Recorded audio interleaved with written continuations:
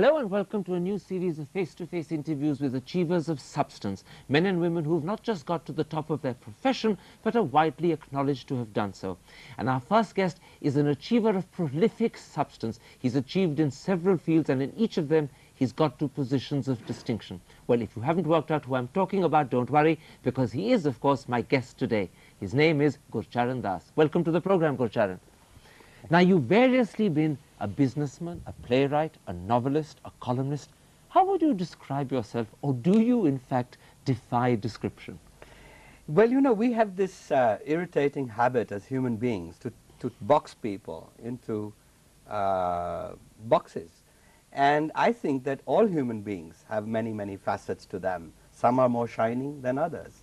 So I think I've just done a little more in other areas. Because I think human beings have tremendous capacity to do far more than they do. And I just think that we shouldn't think, oh, but he's a businessman, therefore he must be fat and crooked. Or he's a writer, therefore he must be lean, mean, and hungry. Okay, you're determined to be absolutely and completely unique. You said often in your interviews that I'm a man of passion. Is that why you've made a mark in so many different fields? Is it the passion that's coming out? Well, I think that's what drives the world. I mean, it is will in the end. Passion and will are the same thing. And my favorite story is that of in Don Quixote, when he goes and fights the windmills and he basically makes the world into his own world, and he goes and is that what you've been doing all your life, making the world your own, recreating it to suit your own tastes and predilections? Well, I think all of us sort of try to do it, and I certainly feel I'm inner directed and try to fashion the world. In other words, make my own weather. Okay, let's try and understand the world as you've created it, and let's go back to the very beginning. I gather, in fact, Gurcharan wasn't your original name, was it? No, actually it was Ashok Kumar until the age of 3. Named after the famous actor? Yeah, I mean, he was a popular name in those days when I was born.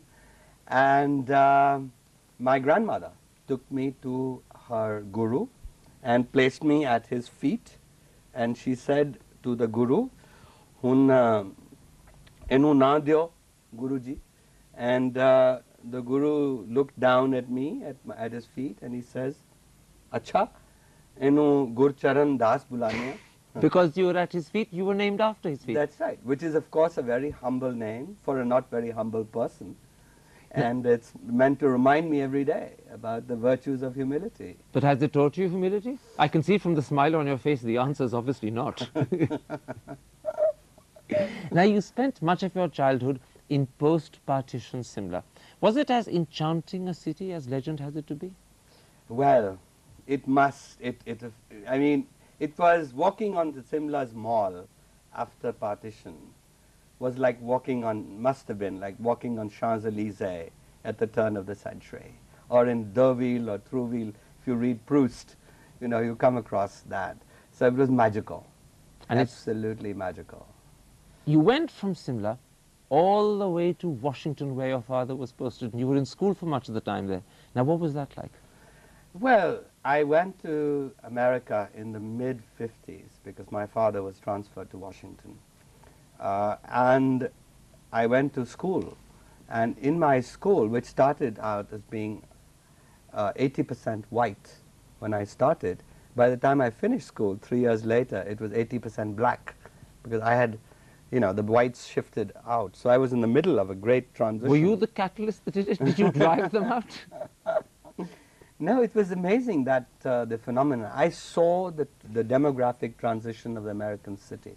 In fact, you also saw something else. You saw America coming together and trying very much to overcome the problem of racism that it faced. Yeah, I saw that. And then I used to deliver newspapers in the morning. That was to unpin money. And that was to earn money. Every American, or every other American boy did that. But it was very unusual for a middle-class Indian to be a newspaper delivery boy. Yeah, well, I think this is a very good lesson that I learned. I learned the importance of the customer.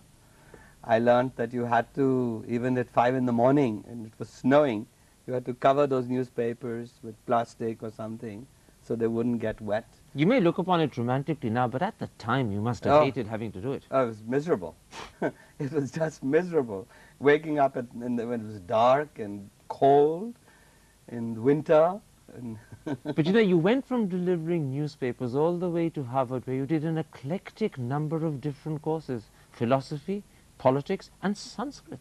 yeah, I mean, I think when you grow broad, that's when you really look for your roots, you know, and you sort of take it for granted in your own country. So you And took up Sanskrit as a way of rediscovering India yeah, whilst in America. whilst in America. And I was very lucky because the professor was, you know, Daniel Ingalls, who was a great scholar of Sanskrit. And the Harvard Oriental series is a very substantial series of 110 volumes in Sanskrit of translations. And so I, you know, I was lucky that I had this great scholar who was at that moment translating Sanskrit love poetry. So when we were good in class, he would read us love poems So of in between Vidyakar. the Sanskrit was a bit of Indian eroticism as well. Absolutely.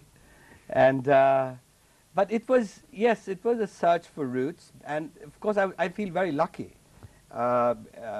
because, you know, you learned, the discipline with which you went to learn Sanskrit there meant that within 6 weeks you had to master Panini's grammar, and you were beginning to read in your 3rd month important texts like the story of Nal and Damayanti. But I mean, you sound as if you were in fact on the verge of becoming an academic yourself, and yet very quickly you did a somersault and ended up in India selling Vicks for Richardson Hindustan. I mean, how did that happen? Well, you know, that's correct. I mean, I was on the way to becoming an academic. I would have probably done a PhD in philosophy. So how did you end up in Surat selling Vicks? Well, what happened really was that I decided to take a year off.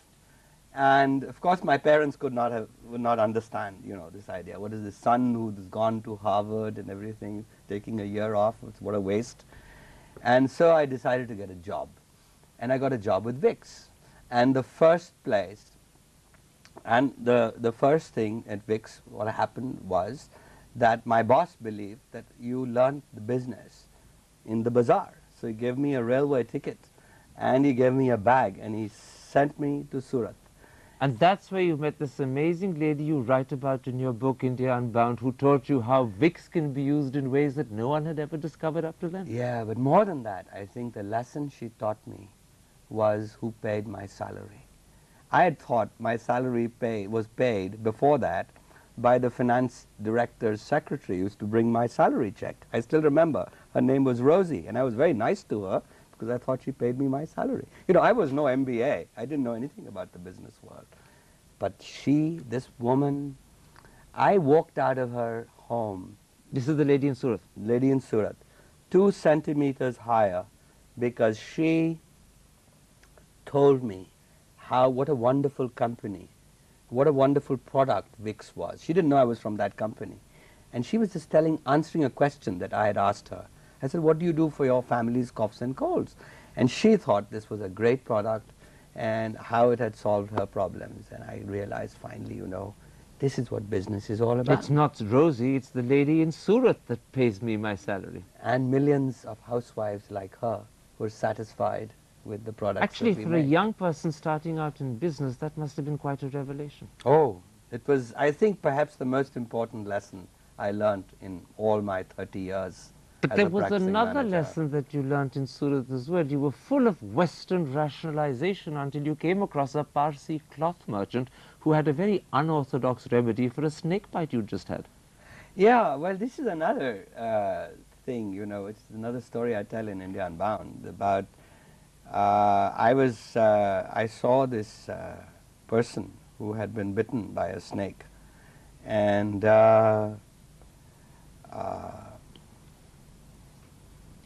this Parsi fellow asked him to stamp his foot. While chanting mantras at the same time. Yeah, and the fellow's was fine. I mean, I don't know how this happened. But you saw it with your own eyes? Yeah, I saw it with my own eyes. This fellow had been bitten by a snake.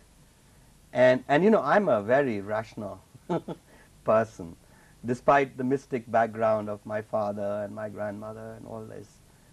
And I still to this date have not understood what happened. But it taught you appreciation for things that you can't quite rationally explain, surely. Yeah, yeah. That I have an abundance of. Now, you went on to become, at 38, one of the youngest CEOs in India. You were president of the company Richardson Hindustan.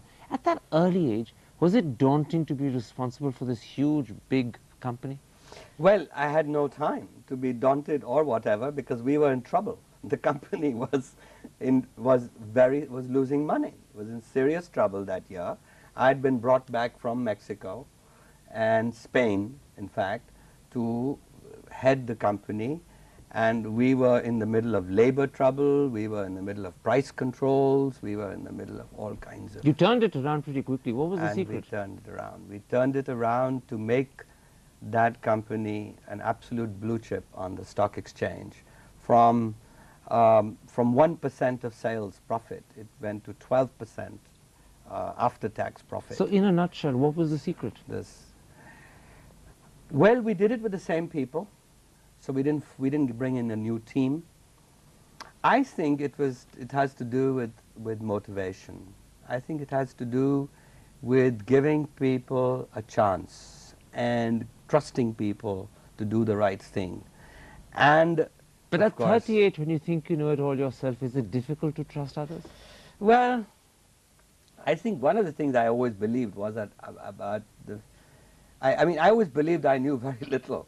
And in fact, the more you read and the more you get to know things, the more you realize how little you know. So a bit of Gurucharan's humility was coming in front eventually. And I must say, what I'm proudest of really was that of creating an environment which was very special. And all the youngsters who came from IIMs to work for the company in those years, they've all talked about this very special environment where everybody, which you know, I tried to break hierarchy. That's right, they called you a management guru thereafter, didn't they?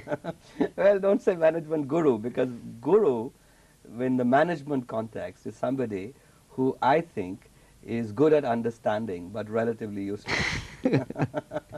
Let's take a break. I want to come back and talk about the second half of your career, because as soon as you hit 50, you did something very unusual. You retired and decided you were going to take up full-time writing. We'll be back in just a couple of months to talk about the other side of Gurucharan Das.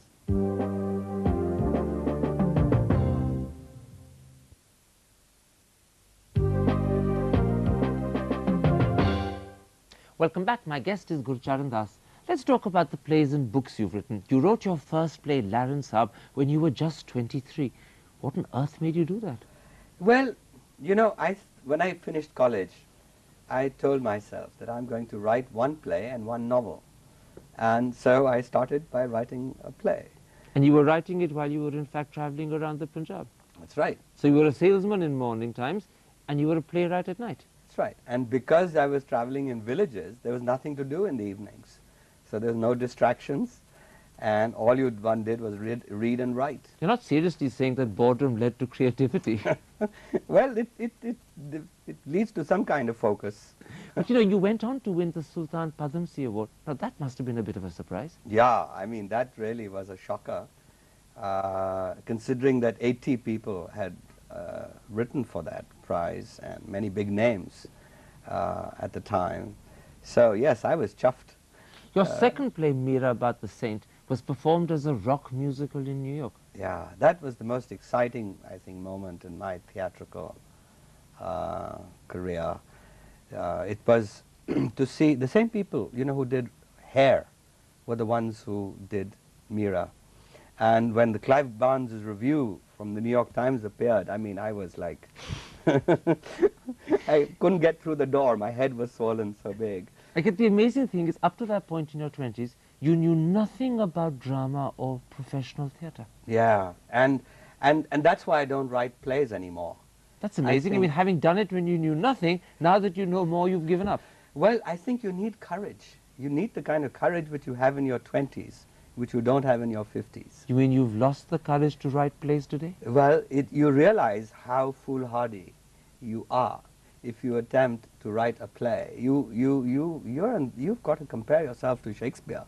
If So you really want. boredom leads to creativity, but too much knowledge is daunting and you don't want to venture into something you dare not do. Yeah, I mean, I would be very scared to write a play now. I hope I will, but I would be very scared to write. Now, as I see it, your third play, which you kept under wraps for years, Nine Jaku Hill, and your novel, A Fine Family, have one dominant theme in common. They're about displacement. They're about Punjabi families who've moved out of Pakistan and into India and can't really quite adjust to the changed circumstances. Is that at least partly autobiographical? Yes. I think most writing of writers is autobiographical. They won't admit it. You've got to be very great, like Shakespeare, to really pull it out of your hat. So, yes, it is. So you're cannibalizing your own life and then dressing it up for the rest of us. Yeah, you always like to be better than you were, you see. So the writing gives you an opportunity to do that. But you know, on the one hand, those two were about what I call the angst of Lahori refugees, Lahori Punjabi refugees. And on the other hand, you wrote it in the idiom of the English they speak. Is that why they struck such a chord? Well, I certainly feel that the English that we write today is an English that's grown under the bright Indian sun. And it's and the sort of London fogs and Surrey dews and all that mimicking that was there before has gone. That's why I say that we are now, for the first time, decolonized. Our minds are decolonized. And English has become one of our languages. And English has become one of our languages. This is what I wrote in one of my columns a few weeks ago. So this is, I think, a very big deal. And that's why I personally think my theatres, particularly Jaku Hill, it worked on the stage because people spoke English and they spoke like we are speaking. And also just because now. it was about the lives of the audience. They actually had gone through the predicament you were describing. Yeah. But you know, language is very important. In the OUP, Oxford University Press, recently published my 3 plays. And in the introduction, I write about writing for the theatre, the language one should use and one can use. And I just feel that that is so important, that to learn to write the way you speak and the way you talk every day. That's a real talent. Well, that's what makes it work on the stage. Now, you were 50, or at least in your 50s, when you produced what many consider your magnum opus, India Unbound. It's part autobiography, part commentary, part critique. Is that a fair way of describing it? Yeah, yeah. In fact, a woman, an American woman, you know, it's done very well in America too. So I was traveling between Boston and New York, and on the flight she was reading the book, this book. And so I sort of gingerly at the end, towards the end of the flight, told her, you know, I was the author and so on. And she says, you know, never in my life did I imagine I'd be reading India's economic history at bedtime. She said it reads like a novel. That's a real compliment. I thought so. I thought so. But one of the interesting things is you write about what you insist on calling the Baniaization of Indian society. Why are you using a deliberately pejorative term for something that you very clearly approve of? Well, I certainly don't think Baniaization is pejorative.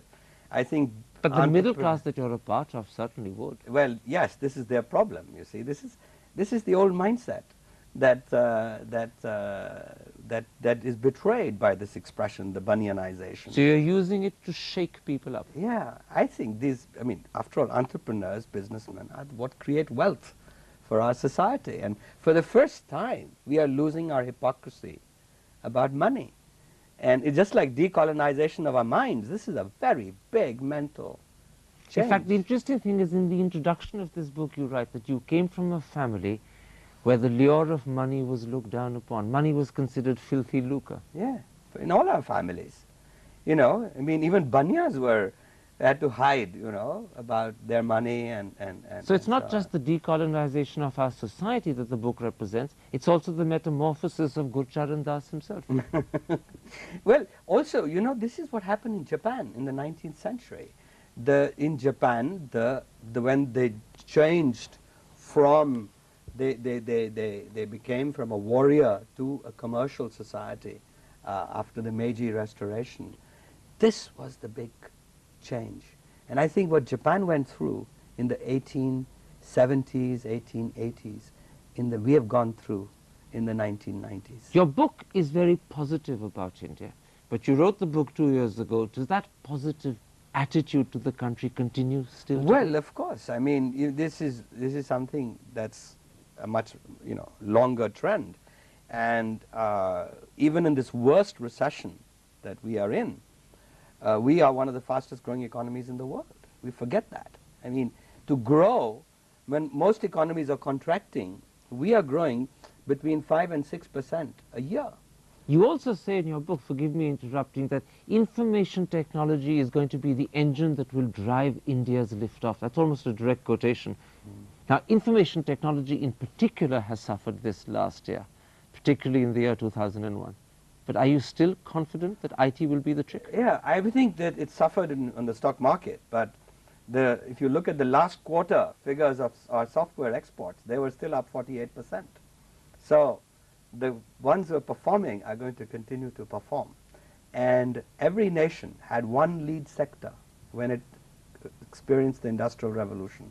Britain had textiles, America had railways. We have finally found our lead sector. So this is the savior. This is it.